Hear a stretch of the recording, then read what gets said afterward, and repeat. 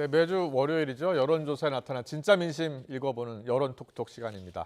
김영준 배재대 석좌교수, 배종찬 인사이트 연구소장 나와 계십니다. 어서 오십시오. 네, 안녕하세요. 안녕하세요. 안녕하십니까. 오늘도 윤 대통령 지지율이 조사 기간마다 조금 엇갈렸습니다. 앞서 전해드린 대로 리얼미터 조사에서는 2%포인트 올랐고요. 갤럽 조사에서는 1%포인트 내렸습니다. 지난주에 큰 이슈라고 하면 후쿠시마 오염수 방류가 있었고요. 그리고 지난 주말에 있었던 한미일 정상회담이 있었거든요. 어떻게 여론조사에 영향을 미쳤다고 보십니까? 먼저 김영준 교수님. 일단 이제 여론조사를 할 때는 이제 네. 시점에 관련된 게 굉장히 중요하거든요. 그렇죠. 그러니까 리얼미터는 8월 21일서부터 25일까지 했고요. 월화수목금. 네, 월화수목금을 했고 한국 갤럽은 22일서부터 24일 동안 했습니다. 네. 그런데 한미일 세 정상이 회의를 한 게 19일이에요, 대한민국. 네, 그러니까 네. 보통 요새는 여론이 형성되는 기간을 3일 내지 5일 정도로 봅니다. 그렇게 SNS에 빠르게. 그러니까 예, 19일 날 했다고 한다면 이번 조사 결과에 반영됐을 가능성이 굉장히 높다고 보는 거고요. 네, 네. 일본 오염수 처리와 반대되는 거는 실은 24일 날 네. 방류를 했지 않습니까? 그렇죠. 그러니까 그게 반영되게 한국갤럽 조사에서는 반영이 되지 않았을 가능성이 있지만 다만 그렇군요. 당시에는 이제 반대 여론들이 굉장히 많게 나왔기 때문에 예. 또 어느 정도 긍정 부정 평가에서는 영향을 미친 거라고 보는데요. 네, 네. 리얼미터 조사에서의 핵심은 두 가지입니다. 저는 네. 지난주에 부정 평가가 60%를 넘었잖아요. 그랬었죠. 근데 이번에 조사에서는 1.8% 포인트가 하락을 하면서 네. 60% 밑으로 떨어진 것과 나름대로 이제 그 주목할 만한 거고요. 두 번째는 대통령 국정운영 지도는 2.0% 포인트 올랐어요. 네. 그런데 이게 주목을 받아야 되는 게 여당, 야당, 정당 지지는 같이 둘 다 하락했다는 그랬습니까? 겁니다. 예, 그러니까 예. 민주당 지지도는 1.5%포인트 하락했고 국민의힘 지지는 1.0%포인트 하락했다. 그러니까 이것이 갖고 있는 의미는 뭐냐면 즉 여야의 지나친 공방에 대해서 국민들이 갖고 있는 피곤함과 더불어서 네. 좀 민생을 좀 살려라고 하는 것이 반영된 것이 아닌가라고 일단 말씀을 좀 드리고 싶습니다. 잘 들었습니다. 배종찬 소장님은요. 자, 전체적으로 정당 네. 지도까지 짚어주셨으니까 차분히 짚어주세요. 저는 뭐 이게 네. 특별하게 하나의 이유를 찾을 수는 없다고 봅니다. 그렇겠죠. 그러니까 이제 예. 지금은 정말 처절할 정도의 진영 간 대결 구도가 되고 있고 후쿠시마 오염수와 관련된 부분도 민주당은 장외 집회를 하는 상황이고 지지층들을 이제 결집시키는 거죠. 예. 대통령과 또 국민의힘은 또 후쿠시마와 관련해서도 지지층을 지금 결집시키고 있고 그렇군요. 괴담에 선동되지 말라. 네, 네. 이재명 대표에게 방탄 집회를 해서는 안 된다고 보고 저는 지금 지지율에 영향을 주는 것은 큰 변화가 없어요. 그러니까 큰 폭이 아니라 아주 작은 폭으로 올랐다가 내렸다 이거 아니겠습니까? 그럼 예. 두 가지 이슈입니다. 하나는 뭐냐면 경제고 또 하나는 정치입니다. 예. 그러니까 이제 정치로 보면은 내년 총선도 있고 이제 한 8개월여도 채 안 남은 셈입니다. 그러니까 이제 대통령 지지율이 좀 내려갔다 그러면 또 이제 보수 지지층들을 중심으로 결집하는 것이고 갤럽의 경우에는 저는 다른 이유보다도 지금 경제적으로 또 많이 힘듭니다. 왜냐하면 그렇게 보는 이유가 갤럽 조사에서 수도권의 대통령 지지율이 내려간 그런 결과로 나타나거든요. 예, 예. 그렇게 보는 이유는 뭐냐면 다른 데보다는 뭐 부동산도 딱히 뭔가 해법이 없습니다. 네. 주담대 대출도 굉장히 또 가계부채로 이어지고 있는 상황이고 저는 대통령 지지율이 지금 빠지면 경제 그다음에 지지층들이 조금 결집해주면 대통령 지지율이 올라가는 그래서 대통령도 지난주와 이번 주 크게 달라진 게 뭐냐면 이번 주 들어서서 윤석열 대통령이 경제 이야기를 굉장히 많이 하고 있습니다. 지금 그렇군요. 그런 예. 이유가 저는 이 지지율에도 담겨 있는 것으로 보입니다. 예, 계속해서 그 지역별로도 한번 봐주세요. 그러면. 그렇죠. 예. 지금 지역을 보시면은 예. 이게 이제 갤럽 조사인데 긍정이 지금 내려간 걸로 나오는 게 서울, 인천, 경기 내려간 걸로 나오죠. 그러네요. 큰 화면으로 보시면 바르게 나오는데 서울 같은 경우에는 5% 포인트밖에 큰 폭입니다. 큰 폭으로 내렸네요. 이게 중요한 게요. 예. 오히려 후쿠시마 오염수인데 부산, 울산, 경남은 올라갔단 말이에요. 그렇잖아요. 후쿠시마 그동안은 계속 그러니까요. 약세 하락했었는데. 이게 왜 그러냐면 심리적 요인이 아니라 경제적 요인으로 옮겨가는 겁니다. 그러니까 아. 심리적 요인으로 보면 부산, 울산, 경남이 굉장히 불안하지만 예. 정작 수돗물이 많이 소비되는 곳은 어딜까요? 수도권이죠. 예. 서울이죠. 예. 노량진 수산시장이죠. 그러니까 이제 경제적으로 영향을 받는 곳에서는 오히려 지지율이 내려가는 현상이 그렇군요. 나타나죠. 그 부정평가 이유를 봤더니요. 부정평가 이유에 외교하고 후쿠시마 오염수 방류 문제가 있었거든요. 잠깐 볼까요? 부정평가 이유는요. 외교가 18%, 그리고 후쿠시마 오염수 문제가 11%였어요. 그런데 이 후쿠시마 오염수 문제는 그 전전주 조사에서는 한 자릿수였거든요. 그 재미있는 걸 말씀드리면 뭐냐면 이게 재미있지만 굉장히 심각한 건데 부정평가 이후에 바로 경제, 민생, 물가가 있지 않습니까? 그렇네요. 후쿠시마 오염수 문제가 지금 어떻게 전개가 되고 있냐면 이제 심리적 불안. 네. 그런 이 부분은 이제 정치적 이슈입니다. 근데 경제적 영향이죠. 네. 왜냐하면 이게 당장 사람들이 어시장에서 노량진 수산시장에서 또는 아니면은 이제 명절이 다가오는데 아, 수산물 소비를 많이 할 수밖에 없는 시즌이 다가오는데도 늘어나지가 않아요. 그렇군요. 그렇다면 예. 경제적 영향이죠. 그래서 오히려 후쿠시마 오염수가 경제적 요인이 되면서 수도권 응답자층들에게 부담을 주고 있는 현상이 나타나고 있는 거죠. 잘 들었습니다. 지금 수도권 지지율을 좀 유심 있게 봐야 한다. 특히 서울이 5%포인트 하락한 부분을 잘 봐라. 네네. 이게 경제 문제다 이런 지적을 해주셨거든요. 김영준 교수님은요? 실제로 이제 한국갤럽 조사 지금 이제 예. 국정운영 평가에 되겠지만 정당 지지도와 관련된 게 혹시 한국갤럽 정당 지지도 저 볼까요? 그럼 한번 좀 더 보시죠. 자세히 들여다볼까요? 그거 보시면은 이제 예. 올 정당 지지도 한국갤럽 조사에서는 실은 2%포인트 국민의힘은 떨어졌고요. 그럼 민주당은 2%포인트 올랐습니다. 네. 그런데 이 정당 지역별로 보면은요. 예. 지금 우리가 얘기하는 4대 계층이라는 게 굉장히 중요한데요. 서울, 인천을 보면은 예. 서울도 인천도 지금 전부 다 더불어민주당한테 지고 있어요. 그렇군요. 전체적으로 보면 2%를 포인트 앞섰었는데 네. 그리고 더 나가서 여기서 나오지만 20대, 30대를 보더라도 20대는 22대 26, 자, 그리고 연령별로 30대는 볼까요? 연령별은 24대 36으로 또 지고 있습니다. 그렇죠? 그렇네요. 예, 뭐 40대는 워낙 이제 뭐 워낙 그 저 민주당 강세였었으니까. 예. 그러니까 서울, 인천, 경기하고 20대, 30대 여기는 아마 안 나왔지만 중도에서는 21대 31로 11% 포인트 적고요. 네. 화이트 칼라에서도 25대 42로 27% 적습니다. 직업별로도. 예, 직업별로. 네. 그러니까 지금 이 정당 지지도를 보면은 분명하게 외형적으로는 많은데 네.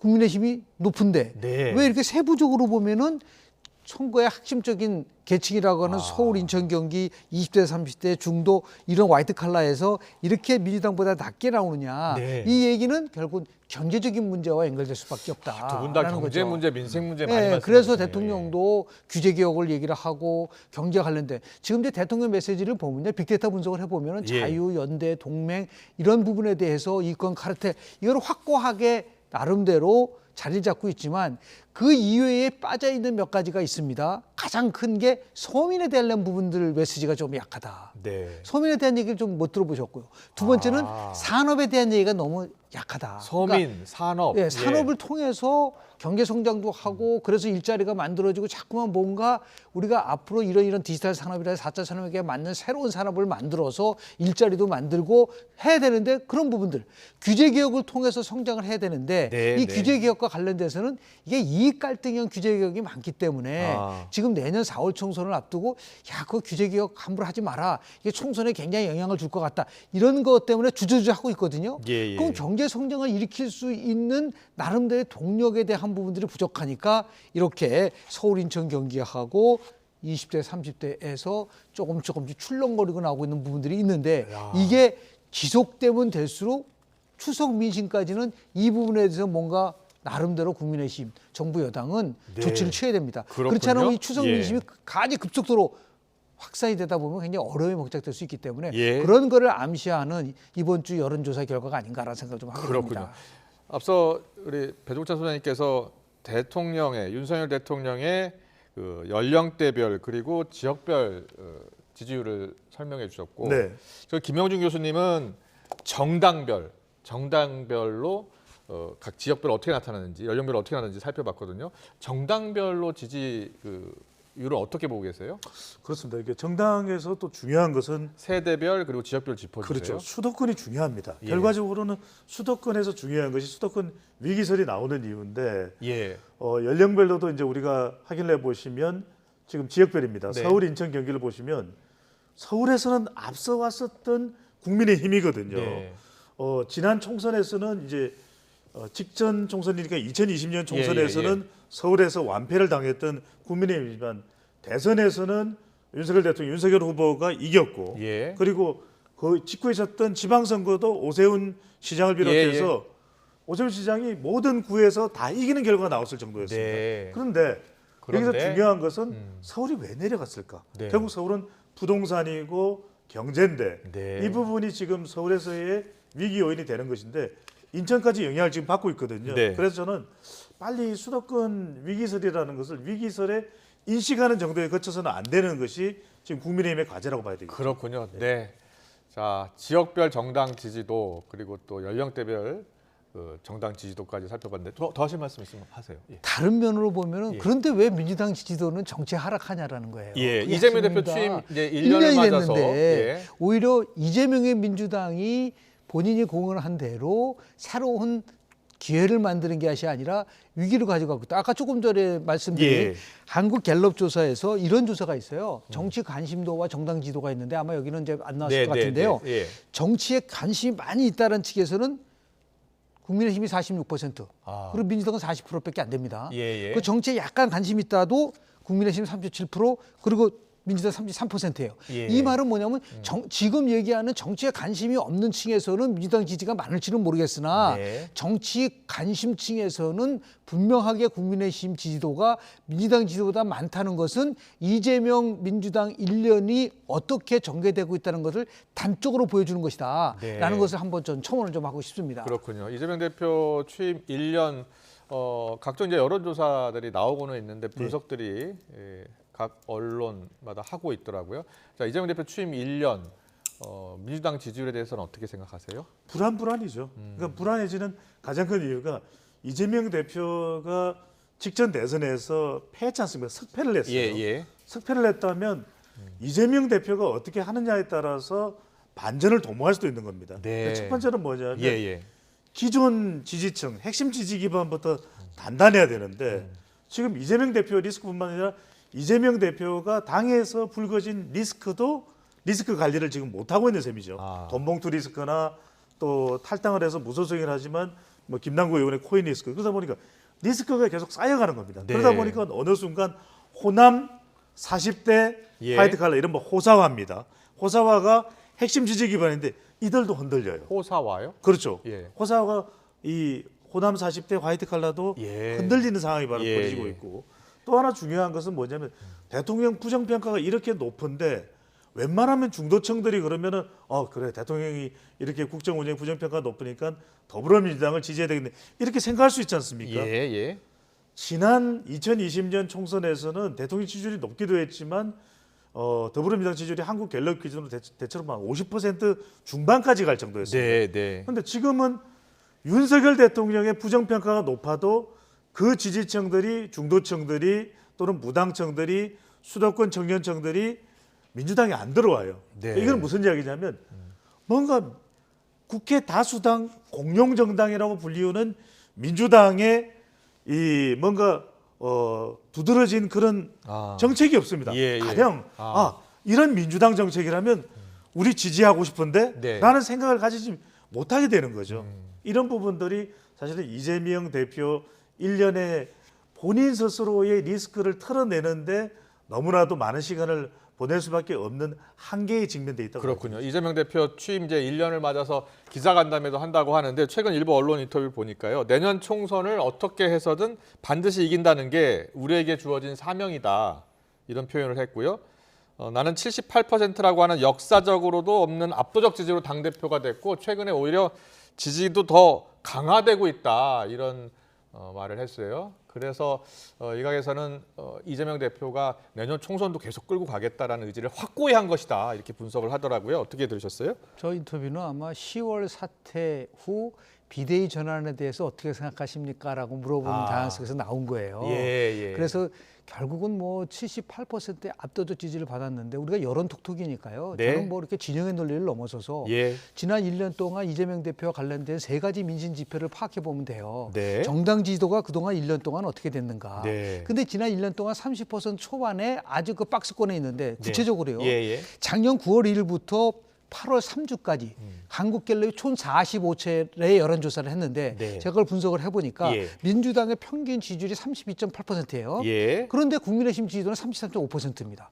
그러니까 국민의힘보다 지지도가 높지 않다는 걸 얘기하는 거고요. 또 정당 호감도에 보면 이재명 대표가 취임하기 직전에는 32%였는데 네. 한 10개월 정도 맞이하는 쪽에서 봤을 때 이재명 대표 민주당 호감도는 30%로도 떨어졌다는 거예요. 아. 호감도 떨어지고 있고요. 예. 그리고 실제로 이재명 대표가 당대표로서 역할을 잘하느냐 못하느냐 지난 6월 13일 날 조사한 내용입니다. 한국갤럽이. 네, 네. 거기서 잘하고 있다? 32%밖에 안 나와요. 그런데 당시에 윤석열 대통령 국정지지도 35%거든요. 예. 그렇게 못했다고 얘기를 하는데 본인의 국정운영 당 대표 지지도는 32%밖에 안 나온다. 지지도, 호감도, 정당 대표의 역할 더 나가서 내년 총선에서는 정부 견제를 해야 된다는 게 정부 지원하는 것보다 12%포인트 나쁜데 왜 민주당 지지는 이렇게 낮게 나오냐. 그것보다 훨씬 낮게 나온다. 네. 이런 것들이 갖고 있는 이재명 집권 1년이 갖고 있는 하나의 우리가 얘기하는 객관적 예. 평가인데 이게 결국은 이재명의 민주당으로 만들어서 됐기 때문에 이제는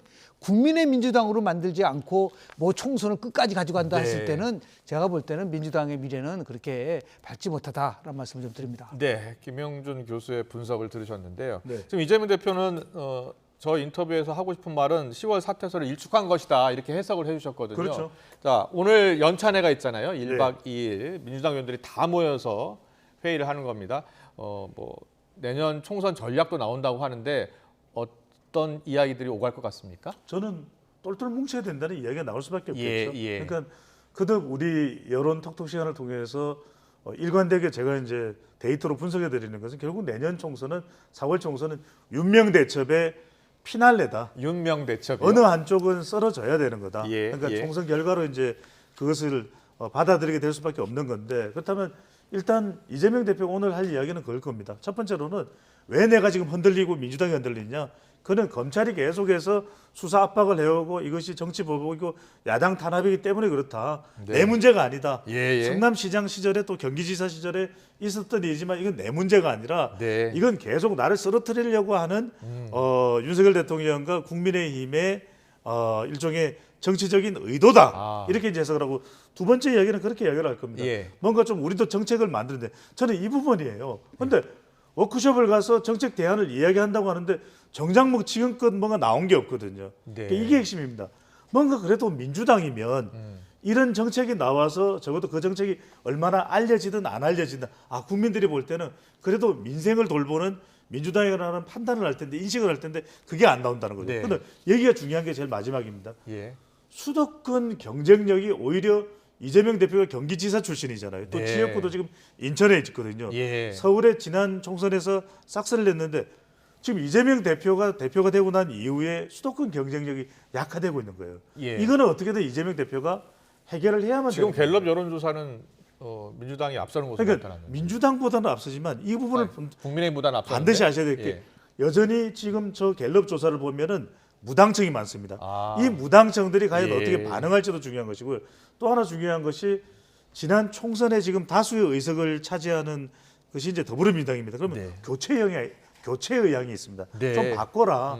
현역 의원들 좀 바꾸라는 그런 유권자들의 요구도 있을 수 있고 예. 또 국민의힘은 아직 후보자가 누군지가 결정이 안 됐지만 네. 또 주목받을 수 있는 후보자가 오면 상당히 또 경쟁력을 신선하게 발휘할 수도 있거든요. 예. 그런 위험 요인을 수도권에서 얼마나 이재명 대표가 이걸 방어해내야 되죠. 네. 본인의 사법 리스크를 방어하기보다는 이 수도권에서 이른바 민주당 위기설을 얼마나 이재명 대표가 주도가 돼서 방어해내느냐 이게 이제 중요한 거죠. 알겠습니다. 한마디만 예. 윤명 대첩은 위험한 전략인 거예요. 예. 그거는 저는 민주당이 굉장히 고전할 수밖에 없다라고 저는 봅니다. 예. 윤명 대첩이 아니라 새로운 국민의힘과 새로운 민주당으로 싸워야 되는데 지금 서울 지역 한국갤럽 조사를 네. 보면은 서울 지역 같은 경우에요. 또 20대 30대 같은 경우에 무당층이 48% 38%예요. 무당층이요? 무당층이 이렇게 높습니다. 예. 그럼 이 무당층을 끌고 올 수 있는데 윤명 대첩을 가져가서 끌어올 수 있을까? 제가 볼 때는 이재명 사법 리스크가 존재하는 이상 이걸 가지고 끝까지 가져간다는 거는 네. 그거는 민주당으로서는 굉장히 잘못된 전략일 수도 있고 참패로 갈 수 있는 위험성 있는 거를 갖고 있기 때문에 예. 이 부분이 이제 10월 되면은 자연스럽게 윤명 대첩으로 가는 순간 민주당은 분당될 수밖에 없다. 네. 그런 말씀 좀 드리고 싶습니다. 국민의힘 이야기 잠깐 할게요. 국민의힘 같은 경우에 지금 수도권 위기론 계속 나오잖아요. 그리고 김현준 교수님도 수도권 위기론 실체가 있다라는 있죠. 생각 갖고 있습니다. 계신 거잖아요. 그렇죠. 오늘 연찬에서 어떤 이야기들이 오갈 것으로 보세요? 일단은 뭐 여러 가지 가장 핵심적인 거는 정기국회를 앞두고 나면 항상 하는 게 있어요. 예. 입법과 예산 심의와 관련된 거를 하겠다라는 거거든요. 9월 정국회에 맞서서. 그러나 총선을 지금 한 7개월 정도 앞둔 이 상황 속에서는 두 가지가 있어야 된다고 봅니다. 두 가지? 첫 번째는 지금 국민의힘의 다양성과 역동성이 없다. 예. 그러니까 당이 아직 굉장히 뭔가 두 번째는 국민의힘에 새로움이 없다. 새로움이 없다. 저는 선거는요. 예. 왓슨윤 새로움을 가지고 싸우는 거예요. 그래서 윤명대첩이 안 된다는 거예요. 예. 아니 또 2021년 재보궐선거, 2022년 대선, 네. 2020년 지방선거, 또 2024년까지 와가지고 윤명대첩이다. 그거는 국민들에게 엄청난 피로감을 주는 거기 때문에 네. 어떻게 하면 새로움을 주고 인재 영입을 하고 뭔가 새로운 산업을 일으킬 수 있는 입법할 거 이런 부분 속에서 집중을 할 필요성이 좀 있지 않을까라는 생각을 좀 하게 됩니다. 알겠습니다. 여론조사 분석을 지금 해드리고 있는데요. 이슈 하나 짚고서 가겠습니다. 여야 공방이 지금 독립운동가들의 흉상 이전을 두고서 충돌하고 있는데요. 육군사관학교에 설치됐던 그 흉상을 이전하겠다는 국방부 방침을 두고서 이념 논쟁 불거졌습니다. 여야 목소리 직접 듣고 오겠습니다. 만약 정권 차원의 자랑스러운 독립운동사 부정과 친일 행적 지우기 시도라면 민주당은 결코 좌시하지 않을 것입니다. 국민의힘이 나서서 홍범도 장군을 비롯한 독립운동가의 흉상 이전 계획을 취소하기 바랍니다. 취소시키기 바랍니다. 그리고 이 어처구니없는 일을 벌인 국방부 장관에게는 반드시 합당한 책임을 묻겠습니다. 지금 홍범도 장군 흉상은 철거가 아니라 독립기념관 이전 문제로 알고 있습니다. 이것을 가지고 저열한 역사 인식이라고 하는 것은 그 사안에 대한 실체를 정확히 국민들에게 마르지 않고 오로지 정쟁으로 일관하는 민주당식 선전선동이다라고 저는 말씀드릴 수 있습니다. 네, 육사에 설치된 홍범도 장군, 또 지정천, 이회영, 이범석, 김좌진 이 영웅들의 흉상들이 이렇게 5개 설치되는데 이것을 지금 여당에서 그러니까 국방부에서 이전을 지금 추진하고 있는 것 같아요. 지금 논란은 어떻게 보세요? 그 지금 이런 상황을 보면서 예. 제일 궁금한 분들, 우리 더 뉴스 이 여론톡 들어보면 제일 궁금한 분들이 왜 그러지? 왜 그러지? Why? 예. 왜? 예. 이게 가장 많이 나오는 반응일 것 같아요. 왜냐하면 YS 때 역사 바로 세우기 위해서 상당히 주목을 받았고 호응을 얻었습니다. 네, 네. 근데 지금은 어떤 주문이 나오시냐면 역사 그냥 놔두기. 예. 놔둬라. 왜냐하면 이게 무슨 의미인지를 모르겠어요. 그래서 어떤 이런 홍범도 흉상 또 지청천 또는 김자진 흉상을 다 육군사관학교에서 바깥으로 내보내서 네. 무엇을 얻으려고 하는 거지? 심지어는 지금 잠수하면 홍범도함 이름도 바꾸겠다 어쩐다 이야기가 나오거든요. 그래서 저는 그 지금 국방부하고 이야기가 나오는 부분입니다. 해군하고. 그래서 저도 지금 깜짝 놀랄 일이에요. 왜 이러지? 그래서 이제 그 확인을 좀 해봐야 될 것 같아요. 예, 그거는 예, 예. 제가 확인을 하고 말씀드리는 건데 예. 필요하시면 확인하고. 그래서 저는 보수청 결집? 근데 지금 보수청 내부에서도 반발이 있거든요. 해군은 검토하지 않고 있다라는 브리핑을 했다고 지금. 그렇습니다. 예. 예, 그래서 제가 그 말씀 드리는 겁니다. 예. 국방부에서는 검토, 해군에서는 검토하고 검토하지 있지 않다. 않고 있다는 이야기인데 알겠습니다. 제가 이런 것들을 왜 이야기를 해야 되지 예. 하는데 그러면 이게 이렇게 되면 중도층이나 학생층이나 또는 이제 수도권에서는 많은 중도층이 있으니까 무당층이 있으니까 의아해할 수밖에 없는데 그렇군요. 그 까닭은 모르겠다. 단지 짧게 만든 말씀입니다. 예. 만약 이게 정말 더 핵심적인 보수 지지층의 결집을 원하는 건지 아니면 말 그대로 뉴라이트 정신을 좀 더 강화하고 이것을 부각시키기 위한 것이지. 근데 그렇게 해서 얻는 건 뭘까? 얻는 게 뭘까? 왜 지금 이전하는 걸까? 이런 생각을 갖고 계십니다. 김용준 교수님요?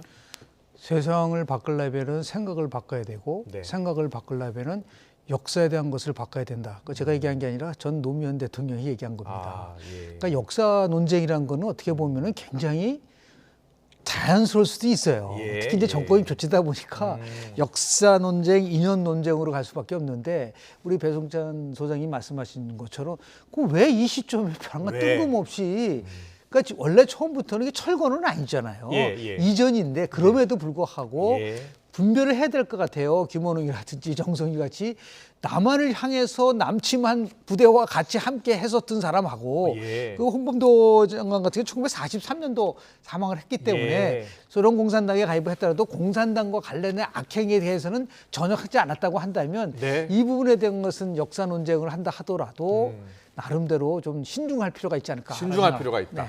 알겠습니다. 여론 톡톡 시간 어떻게 보셨습니까? 한 주간에 지난주에 있었던 여론조사를 자세히 분석해드렸습니다. 지금까지 배종찬 인사이트K 연구소장, 김영준 배재대 석좌 교수와 함께했습니다. 잘 들었습니다. 고맙습니다. 네, 고맙습니다. 감사합니다. 네.